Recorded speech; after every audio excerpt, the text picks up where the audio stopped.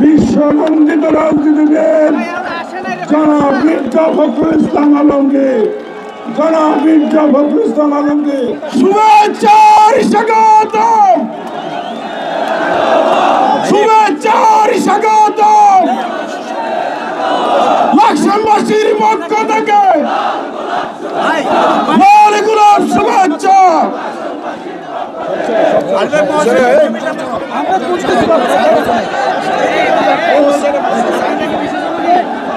Sir একটু পিছিয়ে যেতে হবে, একটু পিছাতে হবে ভাই, আমি পারি না তো, আমাকে একটু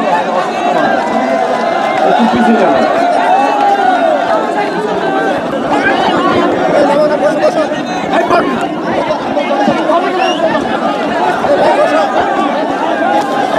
বিসমিল্লাহির রহমানির রহিম। আজকে আপনাদের লাকসামবাসীর সঙ্গে একসাথে রয়েছেন আমাদের প্রিয় মানুষ জনাব আবুল কালাম, আমাদের মাঝে আজকে এখানে উপস্থিত আছেন। ভাই তোমরা যখন তখন হই হই করার চালিয়ে দাও কেন? কারো নাম বললেই তাড়িয়ে দিয়ে দিতে হবে, তাহলে ঠিক হবে না। আগে কথাটা শোনো, আমরা অনেক দূর থেকে আসছি তোমাদের সঙ্গে দু একটা কথা বলার জন্য।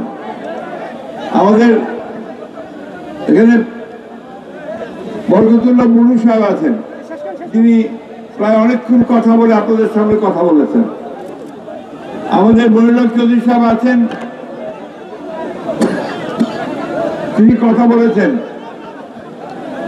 আমাদের কেন্দ্রীয় নেতৃবৃন্দ আছেন, তারা কথা বলেছেন।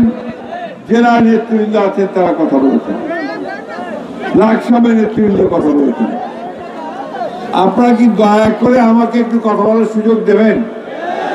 কিন্তু এইভাবে যেভাবে আপনারা এখানে কথা বলছেন, হইচই করছেন, তাতে আমার পক্ষে কথা বলা সম্ভব হবে না। প্লিজ এই থামেন না, আপনারা কি করছেনটা কি, কি ব্যাপারটা কি? আপনাদের আপনাদের সমস্যা কি? কি সমস্যা কি? হয়ে করলে হবে না কেন? কেন চিৎকার করছেন? প্লিজ ভাই,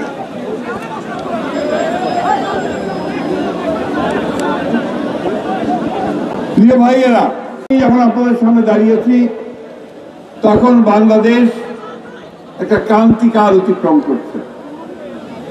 এই ক্রান্তিকালটা কিসের? না ভাই, আপনারা করেন এইভাবে হইচি করলে তো আমার মিনিট করা সম্ভব।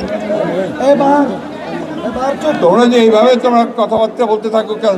কি সমস্যা কি? ওরা ছবি নেবে না? ওরা তো কাজ করতে আসছে এখানে, মিডিয়ার লোক, তারা ছবি নেবে তো। তোমরা একটুও ধৈর্য ধরবে না, এইভাবে তো তোমরা বিজয় অর্জন করতে পারবে না। অনেক কষ্ট করেছো, অনেক প্রাণ দিয়েছো। প্লিজ আর ভাই আপনারাও থামেন, আপনারাও থামেন।